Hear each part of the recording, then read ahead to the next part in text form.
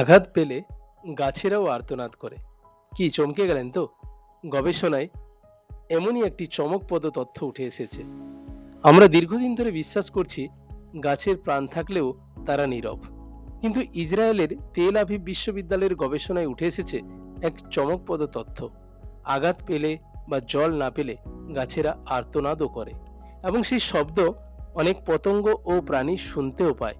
গবেষণাটি পরিচালনা করেছেন ইসরায়েলের তেল আভিভ বিশ্ববিদ্যালয়ের ওয়াইজ অফ ফ্যাকাল্টি লাইফ সায়েন্সের গবেষকরা। গবেষণার জন্য তারা ব্যবহার করেছিলেন কয়েকটি টমেটো গাছকে। কিছু গাছকে পর্যাপ্ত জল ও যত্ন দেওয়া হয়, কিছু গাছের পাতা ছিঁড়ে ফেলা হয়, কিছু গাছে জল দেওয়া বন্ধ করে দেওয়া হয়। দেখা যায় আক্রান্ত বা জলবঞ্চিত গাছ থেকে নির্গত হচ্ছে একটি বিশেষ ধরনের আল্ট্রাসাউন্ড, যা 20,000 হার্টসের বেশি কম্পাঙ্কের। এই শব্দ মানুষের শ্রবণ শক্তির বাইরে হলেও পতঙ্গ বা বাদুড়ের মতো প্রাণীরা শুনতে পায়। কিছু স্ত্রী পতঙ্গ সাধারণত টমেটো গাছের পাতায় ডিম পাড়ে, কিন্তু তারা জলসংকট বা কাতর গাছের আর্তনাদ শুনে সরে যায়।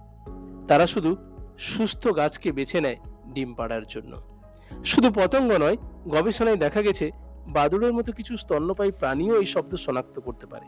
এর মানে দাঁড়ায় উদ্ভিদ ও প্রাণীর মধ্যে এক ধরনের শব্দের যোগাযোগ সম্ভব, যা এতদিন নজরে আসেনি।